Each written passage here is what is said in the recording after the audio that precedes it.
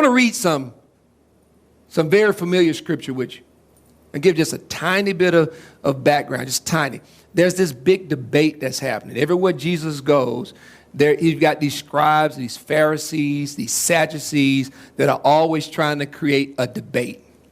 And the debate really, if you look at the debate, is really what the entire nation of Israel was kind of debating. These are the kind of things, and they say, okay, well, we got you here. You're supposed to be the Messiah.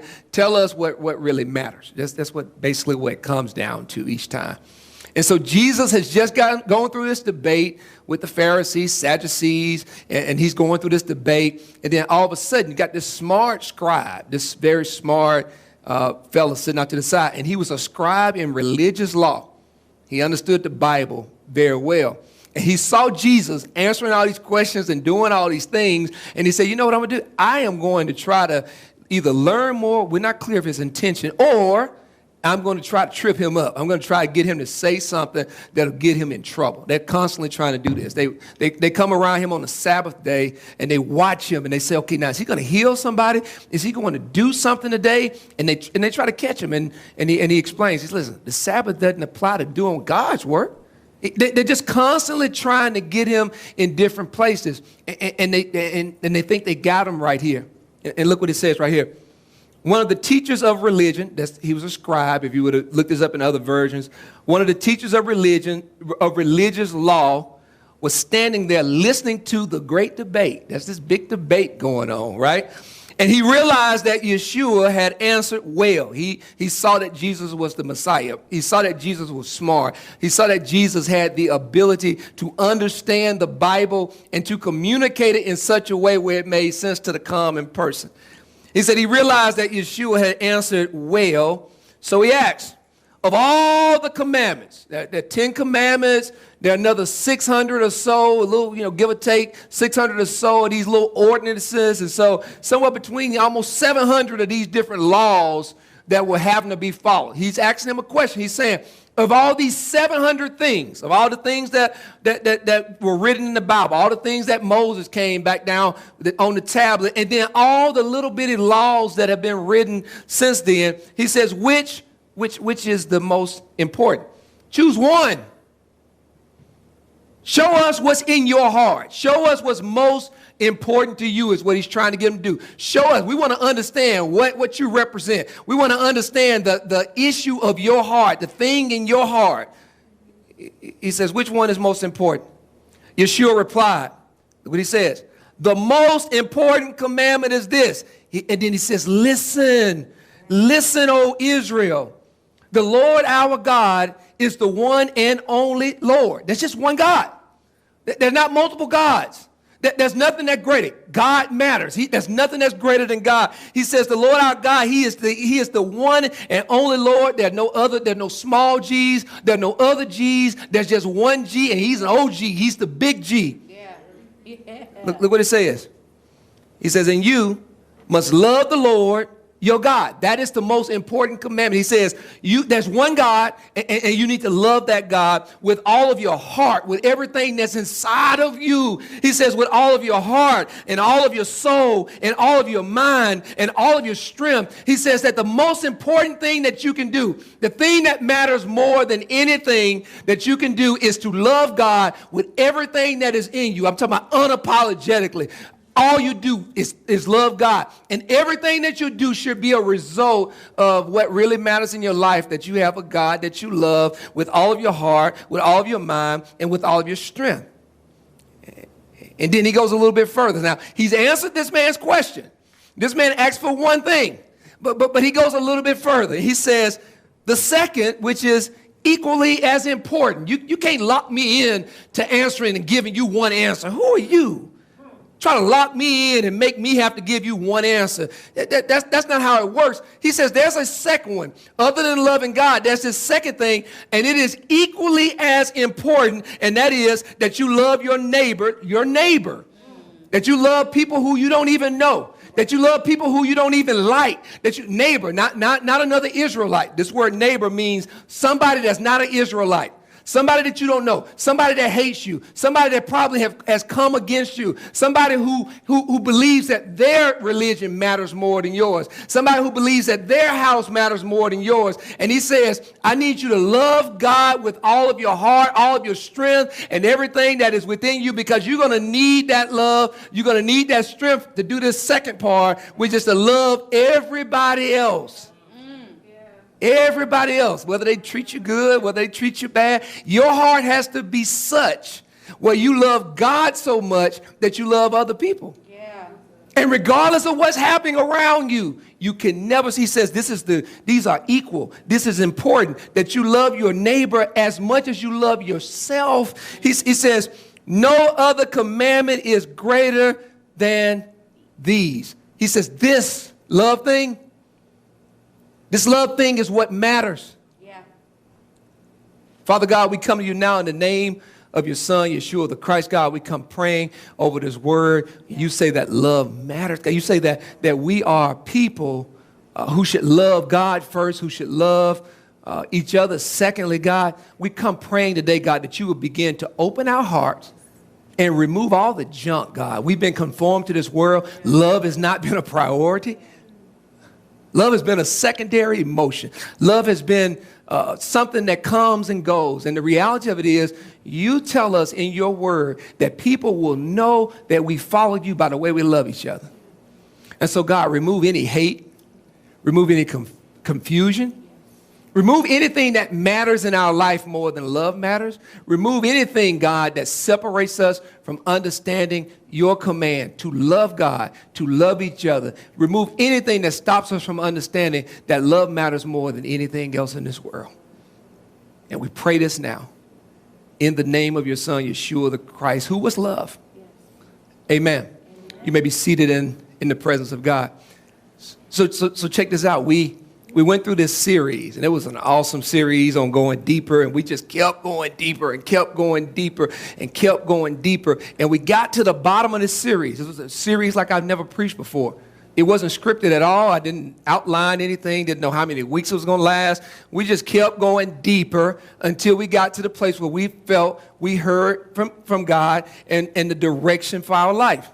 And we got to the bottom of this series, and we just kept going deeper and deeper and deeper and deeper and deeper. And then it became so clear that Jesus was his entire ministry. Everything Yeshua stood for was love. These words that he say today only confirms what we got to. We got to the place where we understood that it was about our heart. It was about our heart condition. It was about whether or not we had a heart of love or whether or not we had a heart that was after the world or after something else. We got to this place where we began to understand what really matters. Yeah. What is it that as a Christian really matters to Christians? And this was important to us. Because one of the things that we see more than anything is people talking about what really matters. And then the Spirit of the Lord began to talk to me.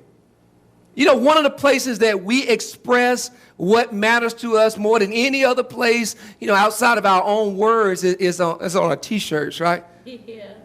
T-shirts are very, very powerful instruments for communicating what matters, what we believe in, what is important to us.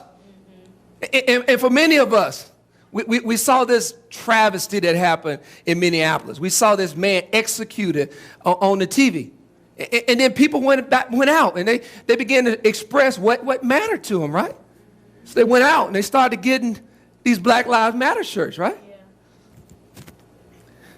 And at the same time that we started to look at Black Lives Matter and understand, hey, this isn't right. Like we cannot continue to allow for this to go on. And there were white people and black people and Asians, and everybody's in the street, and many of them are wearing these Black Lives Matter shirts. Then all of a sudden, we started to see people wearing this Blue Lives Matter shirt. And I understand it fully. Because every police officer is not a bad person. Yeah. And what people wanted to do is that they wanted to express outside of their heart. Okay, we get this Black Lives Matter thing, but we want to make sure that everybody understands that although Black Lives Matter, it's important that we understand that Blue Lives Matter, that these guys are putting their lives on the line every single day. And so I started to see people wearing Blue Lives Matter shirts, right? And then all of a sudden, as the debate began to go between the Black Lives Matter and the Blue Lives Matter, and we're trying to figure out which one of these should matter, which one is most important, there's this debate going on back and forth. Then all of a sudden I saw people starting to wear this All Lives Matter.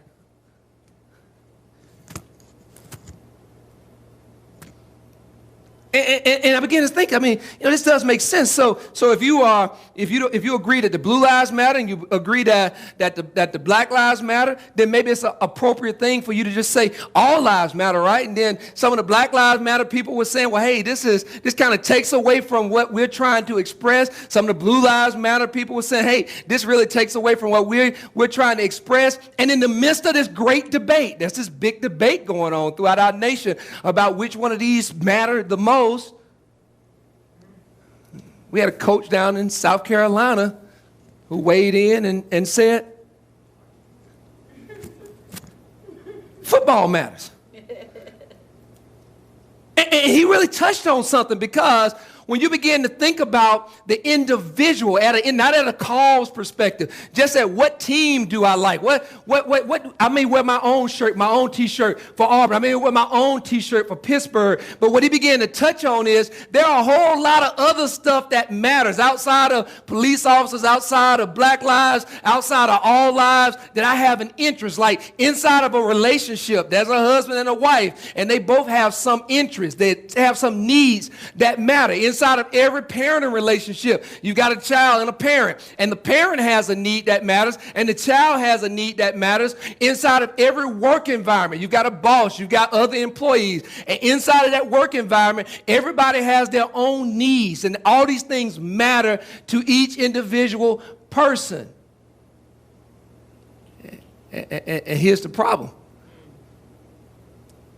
When there's a matter, when there's something that you're trying to get to the bottom of, to figure out what matters the most, you begin to get into these kind of debates and these kind of arguments, and people begin to be very ugly to each other, and people begin to be very mean to each other, and you get into this thing where people are arguing, where the Blue Lives Matter people are arguing with the Black Lives Matter people, and the All Lives Matter people are judging both of them and saying that what you think matters doesn't matter. And then all of a sudden you got people coming in talking about football matters, and clothes matters, and cars matter, and all these things matter, and we get into this place where we just don't know what matters. Yeah. And Jesus, this is the debate that he finds himself in. This is where Jesus finds himself almost every day of his ministry. He's walking up and he's talking to people, and all of them have their own matter. All of them have their own position. All of them have their own thing that they want to happen. Some of them want to divorce their wives, and so they've gone in and they've created all these different rules and regulations and all these different 600 or so of these different types of ordinances, and inside of those ordinances, you can meet certain obligations, and then you can let go of your wife when she gets old, and now she's just out there trying to take care of herself. Some of these guys, they want to stop taking care of their parents, but you got this law that says that you got to take care of your parents. It's like one of the top 10, but then they create all these other little laws that say, well, you know what, you don't have to take care of them, but to a certain degree. Some people want to go out and help people in need, and then there's all these little laws that say we should help people in need, and then there's other people who say, well, we want to spend money, we'll spend time building up our defenses.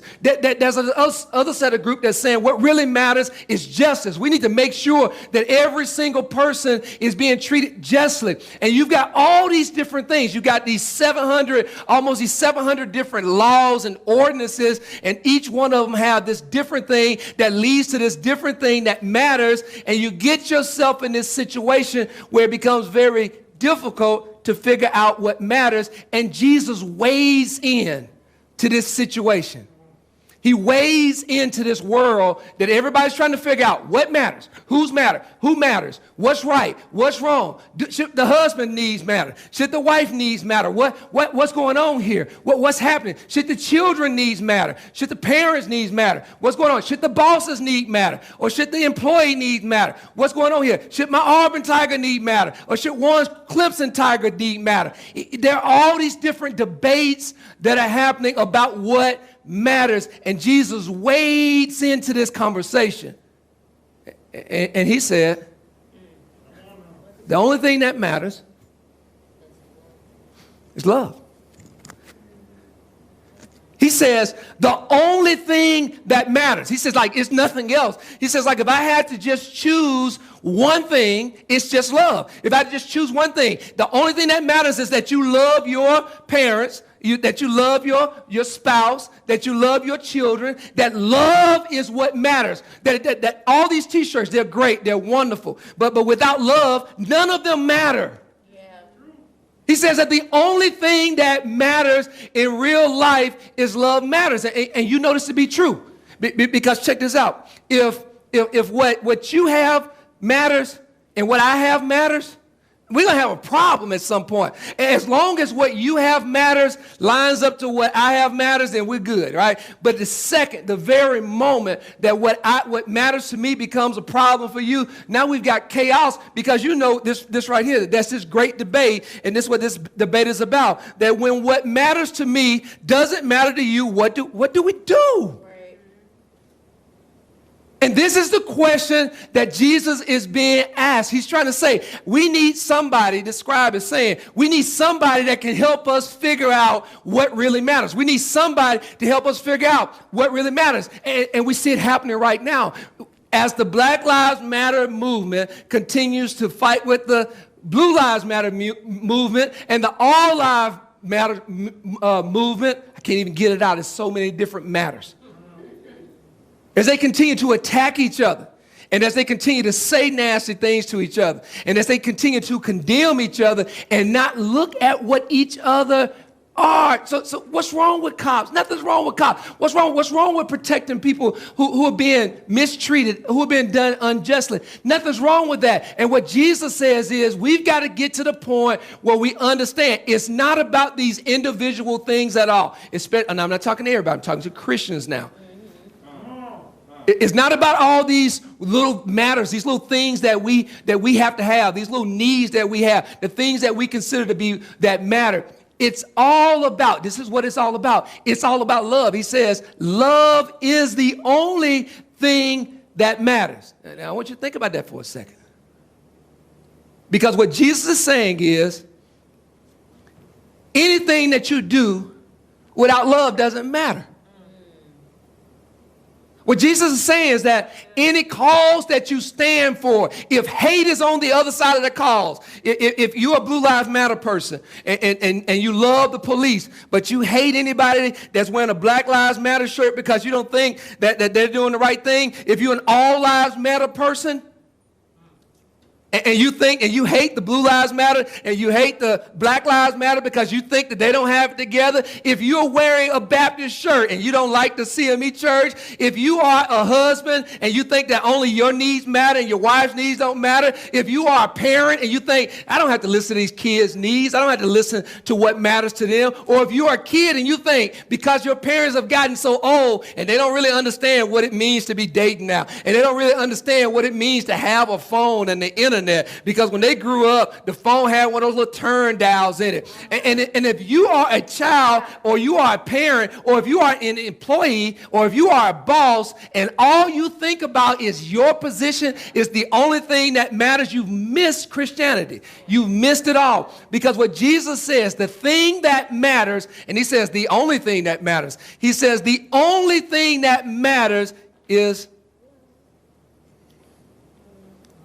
love.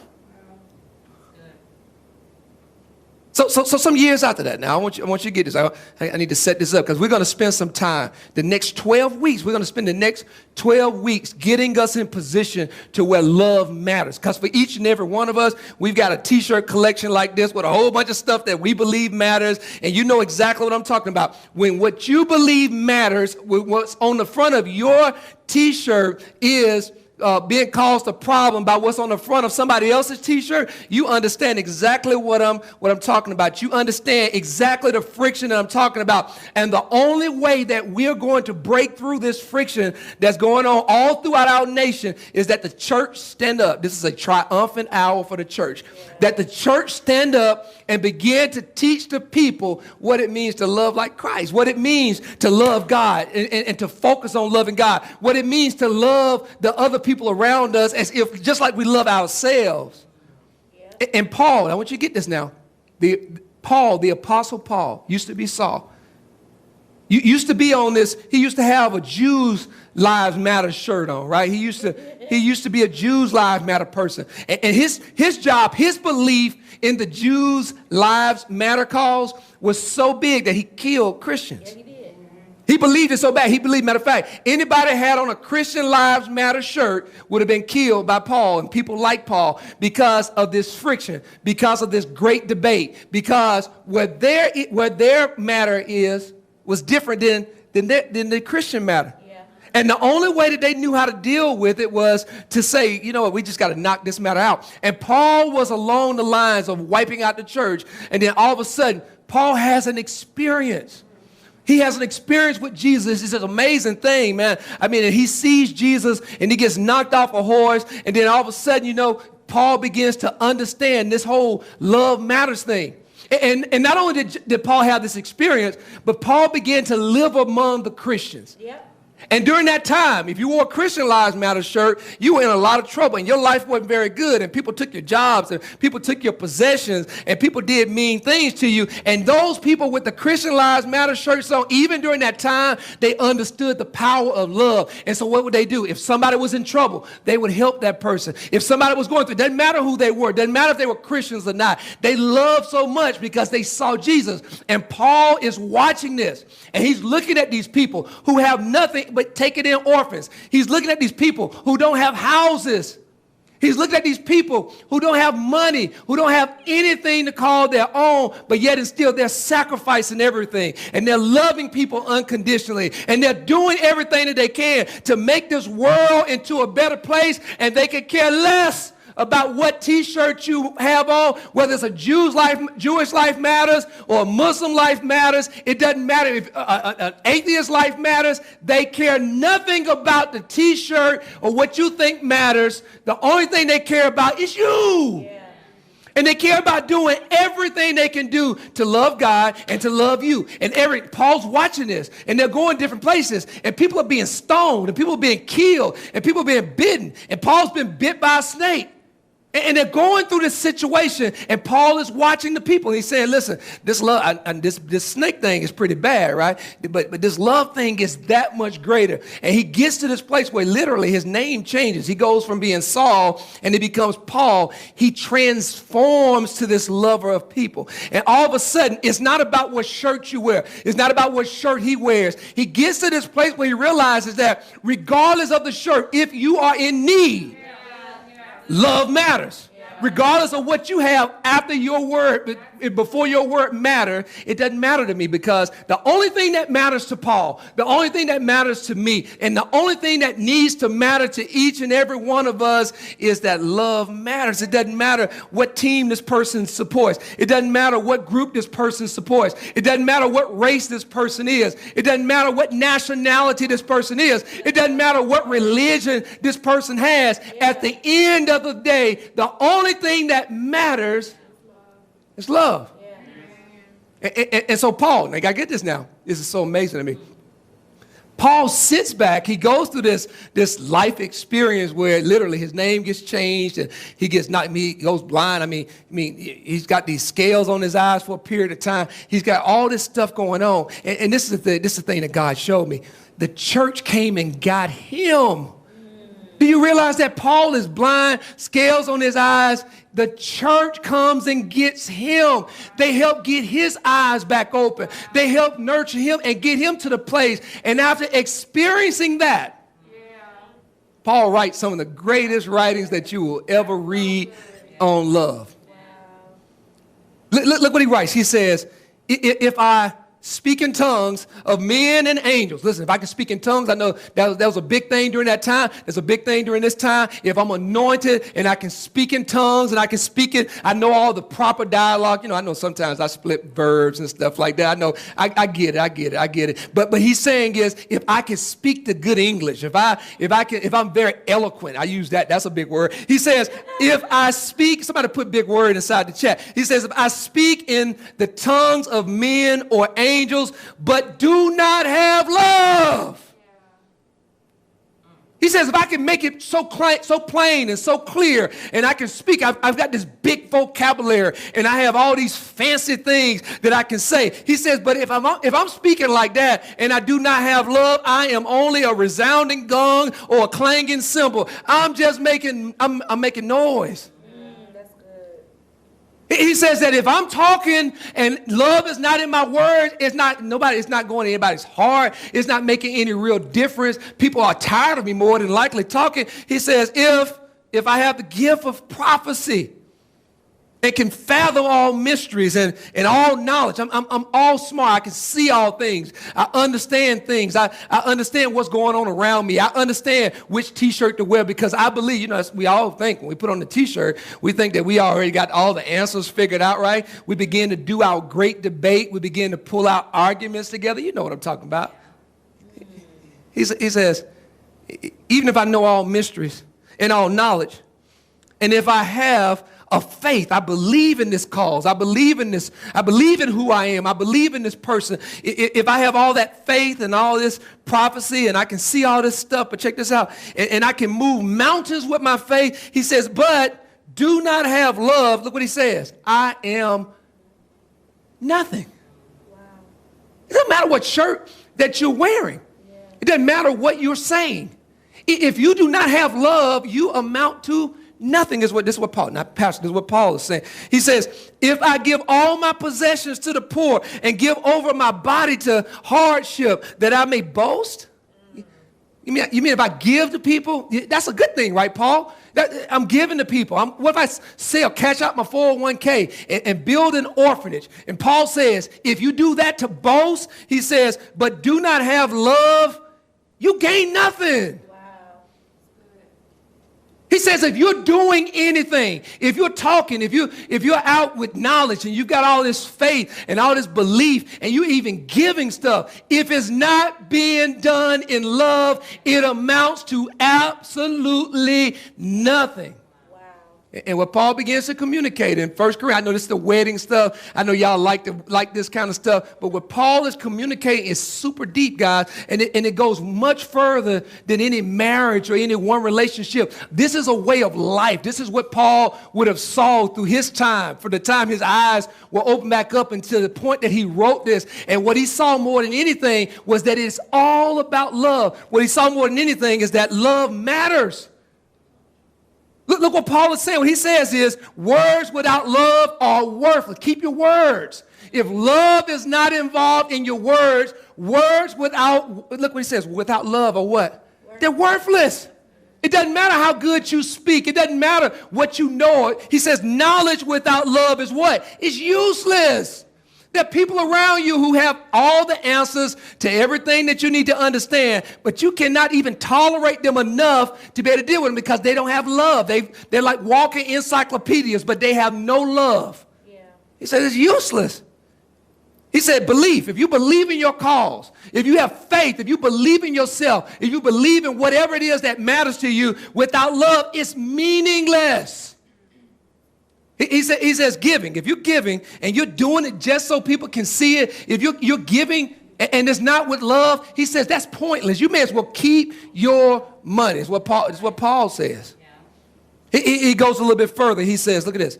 He says love is patient. He says in order for you to have love for somebody, you got to be patient with that person. You got to spend time with that person. You got to get to this place where their needs are so important that you do not rush them away. You don't push them away. You don't get angry with them. You don't allow for what they're doing, no matter how many times they do it. It's patient. This word literally means long suffering. It indicates that there's a suffering that's been happening for a long period of time, and yet it's still, because of love, you become patient.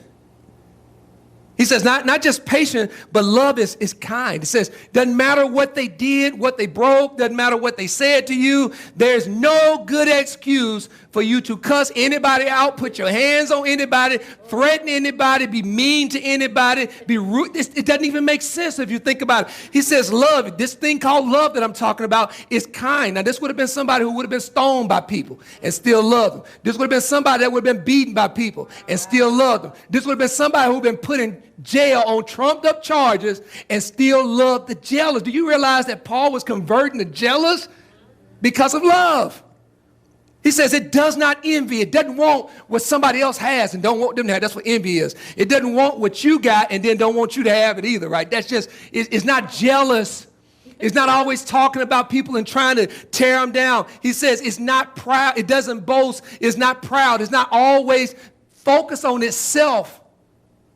He says it does not dishonor others. It doesn't do things to bring embarrassment to the family. It doesn't do things to bring embarrassment to the company. It doesn't do things to bring embarrassment to the people that it loves.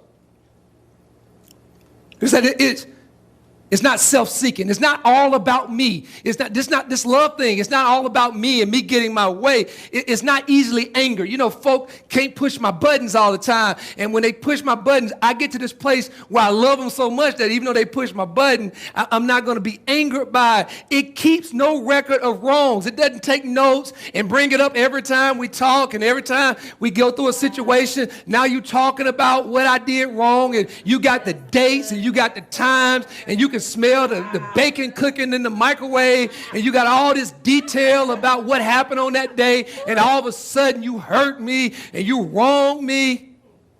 Love doesn't do that. Wow. He said love does not delight in evil, but it rejoices in truth. Love doesn't say to people, look, the world gonna get you. I'm done with you. I hope that them folk down there at that job fire you. I hope that them folk down there, I hope you go through something. That's the only way. Love doesn't talk like that. Love doesn't think like that. It says, love doesn't delight in evil. It rejoices in the truth. It always, gotta get this, it always protects. Love always protects. Love always trusts. Love always hopes. Love always perseveres. Love never fails. Love never gives up on the person that it loves. Yeah, that's good. And this is what Paul is showing. He's saying love matters. Yeah. He's saying that actions without love, they're just mean. People who say ugly things, nasty things, prideful things, the actions without love being in the midst of that, keep your actions. Yeah. It's just mean. He says that people without love, they're just bitter.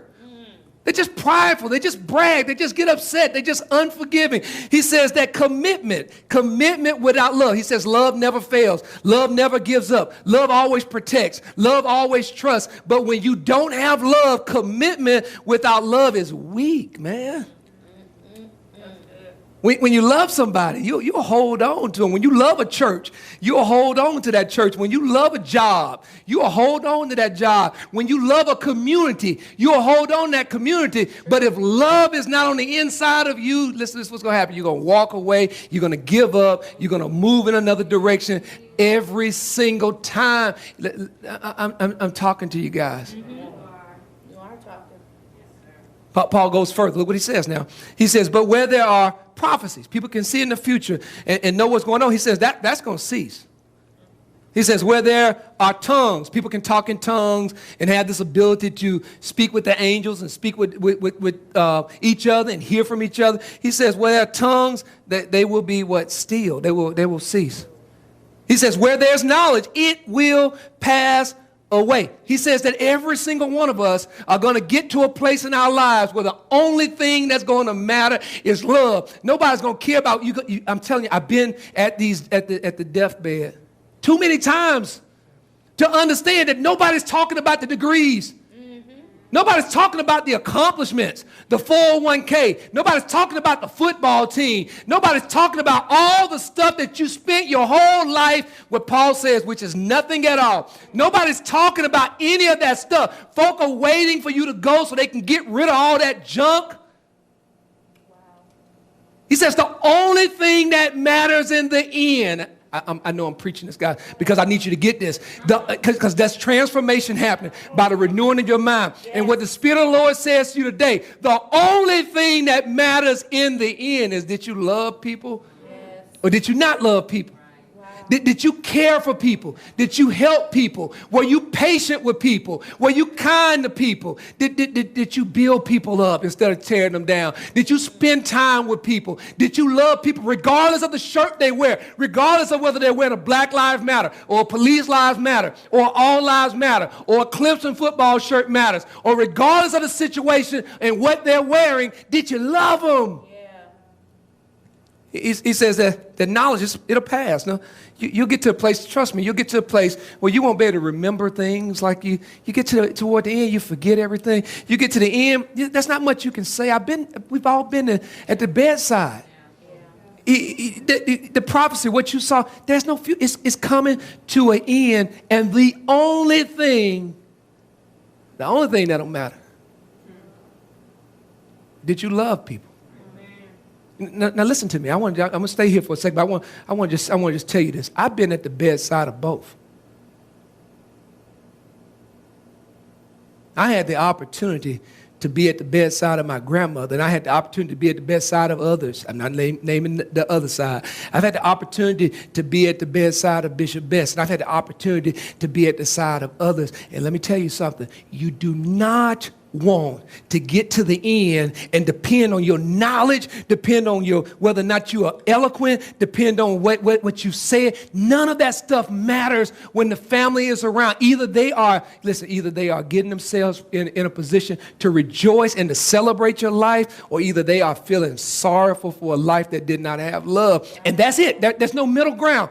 And everybody who comes in the room, they know it. They come in, they talk about how sharp you were. If love wasn't in the middle, what you drove, if love's in the middle. I've been to the funeral. Listen to me. I've been to the funerals where you can't even get somebody to get up there and say a kind word about a person.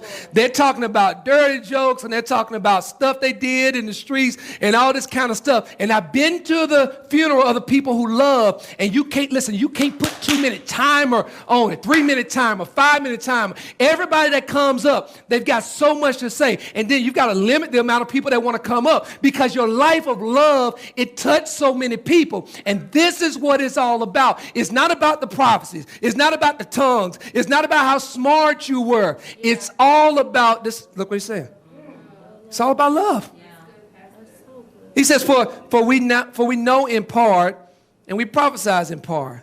But when completeness comes, and it's coming, what is in part disappears. When I was a child, I talked like a child. I thought like a child. I reasoned like a child. I loved like a child. I was a child. That's why I did the things. That's why I was impatient. That's why I did the things. That's why I wasn't kind. I'm a child now in a lot of these things. He says, but this is the promise. This is the promise for everybody in this room. If you are a child in any of these areas of love, this is the promise that God has given to you today. When you become a man or a woman, when you grow up, when you get the maturity that's going to come out of these 12 weeks of talking about love, you're going to put away childish things. You're going to put away arguments and anger and impatience. You're going to put away all these things that have held you back for too long. You have always been a child of God. You've always been a child of love. And this thing has been separating you. This not understanding love, not understanding how to love God, not understanding how to love other people has been separating you from your destiny. And what he says here, it's time for you to grow up, right? He says, for now we see only a reflection as in a mirror. Then we shall see face to face. Now I know in part. Then I shall know fully. Even as look what he says, fully know. And what Paul says is, look what he says. He says, love matters. Love matters. He says that the future without love is unclear. If you're trying to prophesy, look out, trying to understand, figure it out, listen, it takes love to understand what's coming next for your family, what's coming next for your life. He says that behavior, the way you treat people, the way you act, this immaturity thing that's happening with you, this thing that keep happening. You keep saying, I'm not going to be mean. I'm not going to do this thing. I'm not going to hurt anybody. I'm not going to walk away. I'm not going to give up. He says that this mature, this immature thing is happening because of a lack of love. And he says that your behavior without love is, you know, you're childish. You know that real grown people don't act the way we act sometimes. You're not real grown people. Play grown people do. You know, you play an adult, but real grown people, they figure out a way to be. Grandmothers figure out a way to be patient. It's amazing. You know how when we look at people in our society, everybody's not impatient, guys. Everybody's not mean. I know it feels like most people are mean. There are a lot of people who are not mean. There are a lot of people who don't brag on themselves all the time because they have love and they build other people up. There are a lot of people who always point out the good things that are happening and not the evil things. There are a lot of people who don't give up. Listen to me. Why? Because they have love, and love matters. Matter of fact, not only does love matter, but what Paul says, he says, love matters the most. Look at this. This is probably in your refrigerator at home. He says, and now these three remain. You have faith, you have hope, and you have love. And the greatest of the three, love, is the greatest of the three. You've got faith, but what he's saying is faith without love is nothing. What he's saying is you got hope. You may be a person that can hope for anything and you never hope, but hope without love is nothing. He's saying, look at this. He says, love. Love is the thing that matters the most. He says what you need to do is, for your hope, you need to add a little love to it. Because if you're hoping for something, but you're having a hard time holding on to it, all you need to do is add a little bit of love. If you've got this faith, this belief thing, if you're having trouble, if you got this doubt going on, what's missing is love. So this is what I want to do in this series. This will be a fun series for some, be a challenging series for others. I want to get two things. I want us to get to two places. Listen, Jesus has shown us in the deeper series, it's all about the condition of our hearts. Now it's time for us to work on our hearts. Now it's time for us to let go. It's time for us to be transformed. We no longer want to be the old creation. We want new. We want to be new. We want to change. We want our name to change. We want people to not even recognize us like Paul's name changed from Saul. We want our names to be changed. We want that daddy, that mother to mean something different. We want that sister, that brother title to mean something different. We want that employee title, that boss title to mean something different. And no matter where you are and no matter what you believe matters, we want the thing that you believe the most in to matter like never before. And the only way that we can get to the place where anything matters, we have to make sure that love matters. So the first thing I want you to do is I want you to make making love matters a priority. Look what Mark says. He says, this is Jesus, Yeshua speaking. He says, love the Lord your God with all your heart and with all your soul and with all your mind and with all your strength. What's left? What's left? It has to be a priority. Loving God has to be a priority. He can no longer be the man upstairs. He can no longer be that guy in the sky. Loving God, you need to understand who Yahweh is. You need a new relationship with the Holy Spirit. You need a new understanding of what it means to walk like Christ and what it means to love like Christ. You need we're getting ready to do this in 2021. You need a new understanding of who your God is. You need to be able to call him by name. You need to be able to say Yahweh instead of just general God all the time, because your God has a name and it is Yahweh. You need to be able to speak to him when you're in need. You need to be able to call him by his many names. You need to be able to call Yeshua by his name. You need to be able to call the Holy Spirit and understand the Holy Spirit. You've got to get to this place where you make him a priority. You know all the stats. Come on now. Fantasy football folk, come on now, you know what I'm talking about. You had no problem learning the lyrics to the songs. You have a problem learning the stats of the players, football, basketball, whatever choose your poison, hockey, whatever the case may be. All lives matter. All sports matter. But when it comes to spending time with God, when it comes to remembering a verse, when it comes to getting something in your heart other than stats and stuff that's going on around you, we fall short. He says not only do you need to love God, but he says you got to make it a priority. There's an equally important thing that you have to do, and you've got to start loving other people, neighbors, people who don't necessarily love you, some of them who hate you, some of them who are against you, some of them who have hurt you. You've got to get to the place where you love those people more than you love yourself. And look what he says. And there's no other thing that matters, period. This is all. Love is the only thing. You can throw all your other shirts away. You can wear them if you're going to love them. If you're going to love on people, wear them. But if you need to just walk around in a shirt that says love matters to remind you that regardless of what you got going on, the priority for your life is to love God, love everybody you come in contact with. Not just make this your priority, but in this series, we've got to make love our identity. Look what John writes here. He says, so now I'm giving you, this is Jesus talking, a new commandment. What's the new commandment, Jesus? Love each other. Wait. That's not no new commandment. I've heard that before. No. I'm talking about love each other. I'm talking about sacrificially. I'm talking about being patient. I'm talking about all that stuff that Paul talked about. I'm not talking about this love thing like that you feel for toilet paper and ice cream and all the other things that you say you love. No. I'm not talking about this love thing that you feel for your mama because she matters to you, right? But the mama around the corner don't matter to you because you don't know her, right? And he said, no. I don't want you to be doing that kind of love thing. I'm not talking about just the love that you have for yourself and what matters to your life and what matters to your children's life. But I need you to get to this place where you love, this word agape, love each other, sacrificial. Listen, no conditions. All you do is just love. He says that's the new commandment. That's the New Testament. And you got to understand this from that priority slide as well. What Jesus is communicating is when you get this love thing going on, all the other commandments fall in place. Yeah. Because if you love your wife, you wouldn't be an adulterer, right? If you love your parents, you wouldn't disrespect them. If love is in place, if you love your neighbor, you wouldn't steal from them, which you steal. If you love your neighbor, you wouldn't kill them, right? You wouldn't murder them. All the other commandments, doesn't matter what you name the commandment. If love was present, you know what it says, love covers a multitude of what? Sins. If love is present, doesn't matter what the issue is, doesn't matter what the mistake is, doesn't matter what you're going through. If love is present, love reigns because love is the only thing that matters. And what he says is, you got to get to this place. This is the commandment. This is what we should have been preaching this the whole time. I haven't seen very many love series. We should have been preaching this to you all the time. We should have taught you this before we talk anything about prosperity, because prosperity and all the stuff that we focused on over the past 20, 30, 40 years means nothing without love.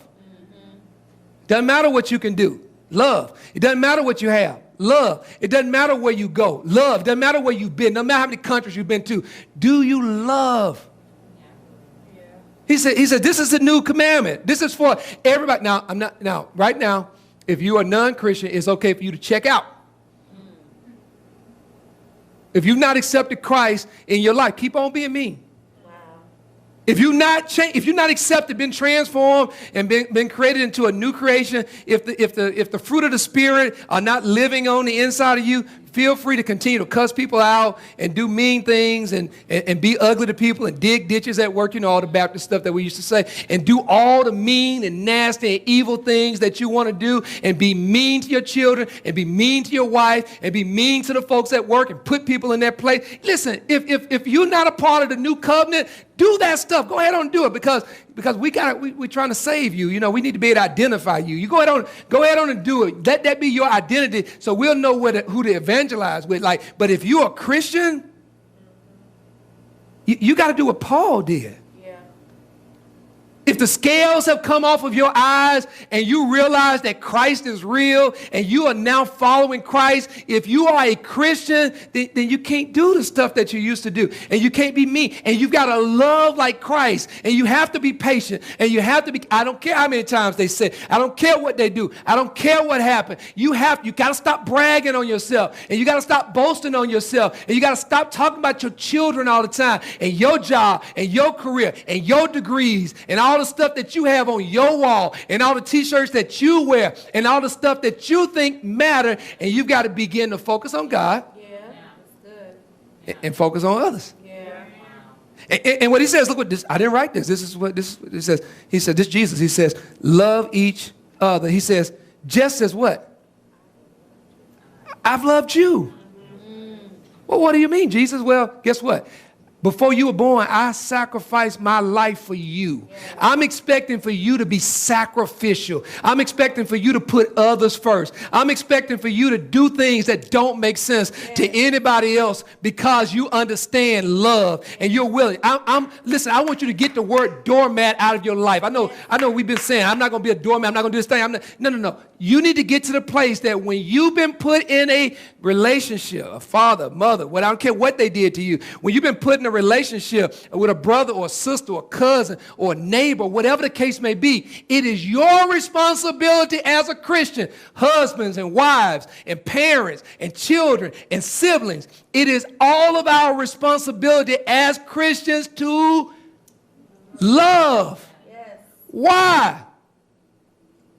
Love matters. Love matters.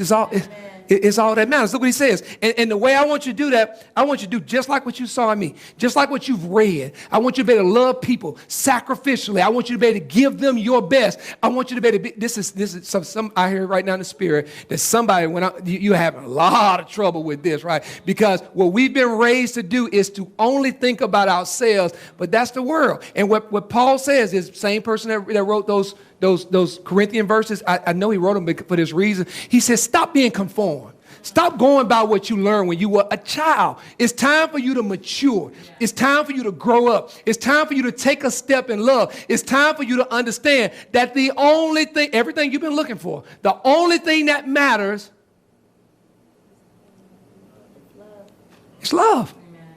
Look what he says. He says, you should love each other just like I love each other. He says, you have to make it an identity. He says, your love for one another will prove to the world that you are a Christian.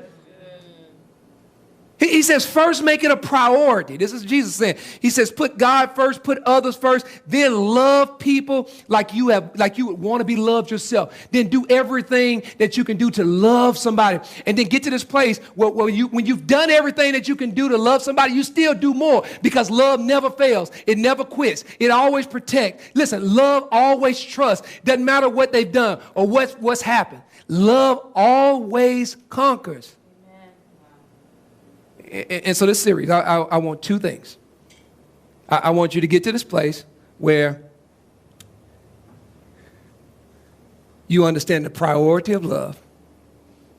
I want you to get to this place where you understand the identity of love. And I want you to become like Jesus, a lover of all people and all things, regardless of the t-shirt. Don't listen. Don't repost nothing silly. If you wear a Democrat t-shirt and they wear a Republican t-shirt, love them. Right. In the libertarian t-shirt, whatever that is, love them. If you are a man and they are a woman, love them. If you are the husband and you are in charge of the house, love your wife. If you are the wife and you're in charge of your house, love your husband. If you are a parent, love your children. Oh my goodness. If you are a child, love your parent. Because listen to me, parents are not a guarantee. Children are guaranteed. But having parents are not a guarantee. And I love my mom. I love my dad because both of them, they could have made a decision to not love me. They could have made a decision to leave me somewhere, to throw me away. They could have made a decision to abort me. They made a decision to love me. And no matter how perfect or imperfect that love is and how perfect or imperfect that love has been over the years, I am choosing to love my parents Because love matters. Yes. I'm choosing. Doesn't matter how imperfect things have been with my sisters, with my cousins, with my family.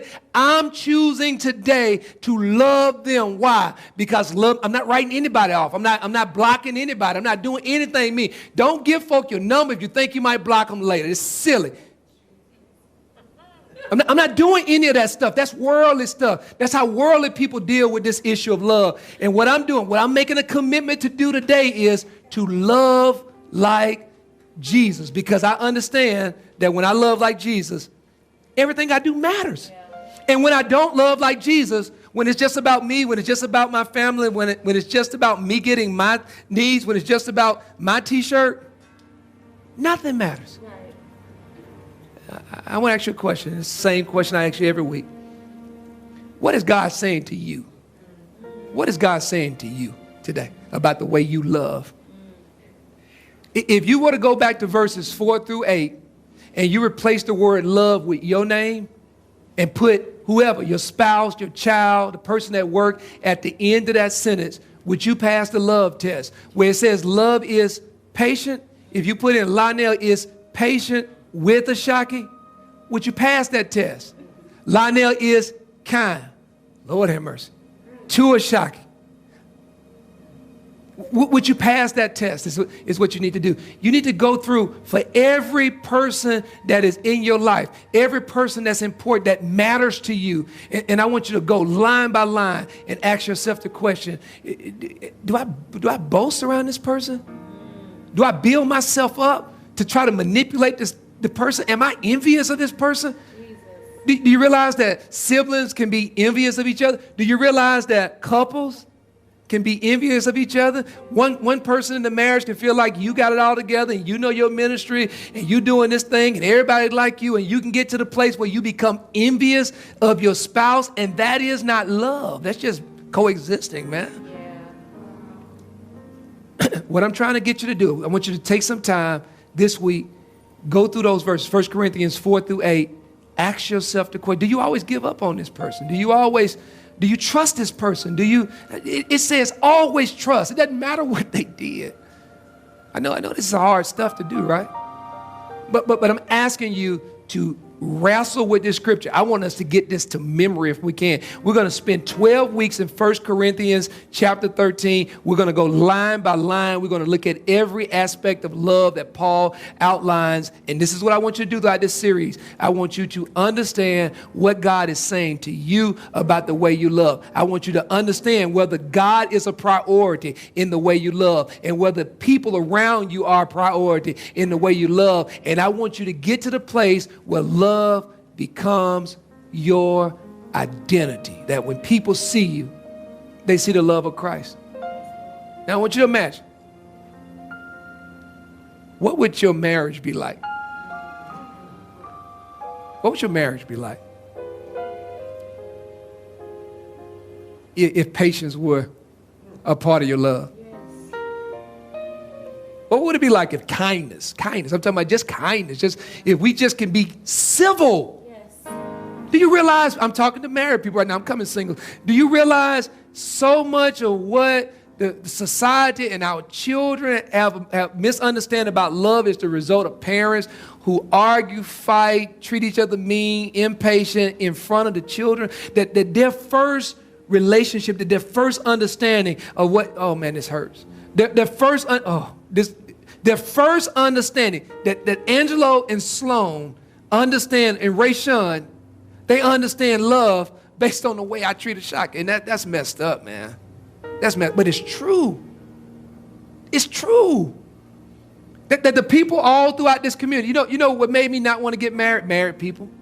Married people made me not want to get married, because whenever I was off around married people, I heard the men talking about how you ball and chain and all this stuff, and it wasn't kind, and it was always mean spirited, and married people made me not want to be married. But listen to me, couples, it's time for marriages to be transformed.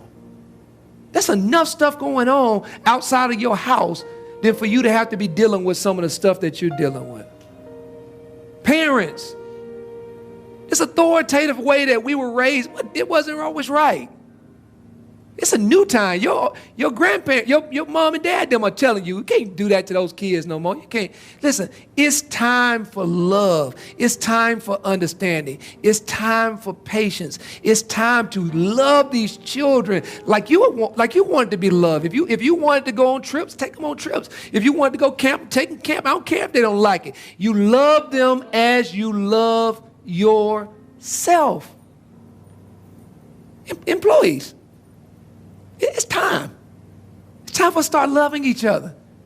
It's time for us to start taking love with us to work. You can't leave love at home and go to work and be some hellion and come back and be loved. No, you can't come to church on Sunday and be this loving person and then all week long up until the point that you park the car, you cussing folk out and yelling at folk and doing all kind of foolishness.